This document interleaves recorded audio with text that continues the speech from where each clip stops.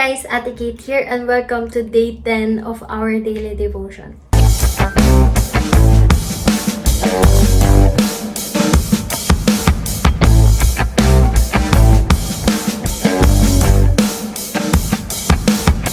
Let's pray first. Lord, thank you at kasama ko na naman sila sa day 10 na daily devotion na ginagawa namin. I pray na kayo po, Panginoon, ang mangusap sa bawat isa. And I pray na tumimo ito sa aming mga puso at isipan at hindi namin ito makalimutan, Panginoon. Lord, that your Holy Ghost be upon us and anoint us, cover us with your holy blood so that we will be not so that anumang gawa ng kaaway ay hindi mananalo laban sa amin, Panginoon. Lord, aming isusuot ang yung armor every day so that we will be protected, so that we could fence as well against the enemy. Thank you, Lord, because you are great. You are glorious, God. Thank you, Jesus, because you never fail ever, oh God. Thank you, Jesus. In Jesus Christ, let me pray.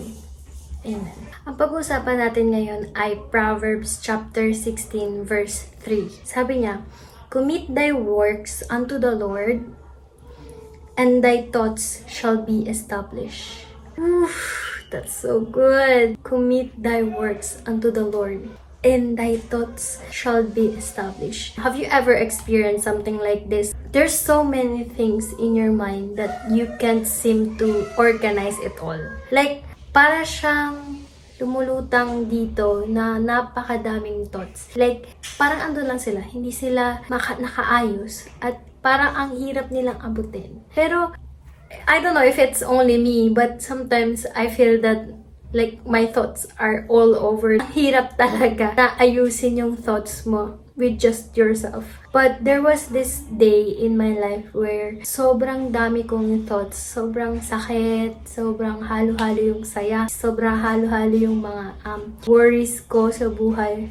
And then, when I went to the rooftop of our church, which is yun nga, kasi nga meron kaming rooftop sa church, and then tuwing umaga wala naman doon kasi tuwing gabi lang merong mga customers sa aming coffee shop. But so I was alone there, and then I prayed to God, like really long prayer. Sarap pala mag-pray kay Lord ng sobrang tagal. Iniiyak mo sa kanya lahat, sobrang nakaka-bless. And I was praying and praying and praying that time. Suddenly, I'm not lying, but literally my eyes were cleared. Like before I pray, I feel like my eyes were like very malabo, like this. Like di ko talaga makita. After ko mag-pray, parang luminaw yung mga mata ko. Like, what? My thoughts were organized. And then, parang ang linaw ng mata ko, ang linaw ng pagtingin ko.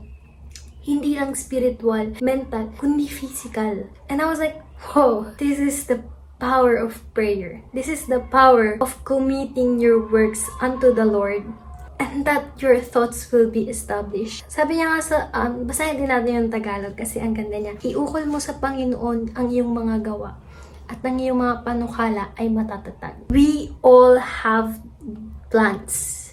We all have plans. We all have these great visions in our lives. But we must commit it all to God.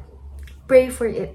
Sabihin mo sa Panginoon, Lord, ito yung plano ko sa career ko. Lord, I'm gonna take exam. I'm gonna go to college again. I'm gonna go to law school. I commit it all to God, and He will lift you up, and He will help you, and He will establish your plans. So, I guess if you do this, hindi ko naman sinasabi na wala ka na magiging problema pag ginawa mo to, pero iba pa rin kapag kasama mo si Lord sa lahat ng ginagawa. Thank you for joining me today. See you tomorrow. God bless, and Ate Kate out.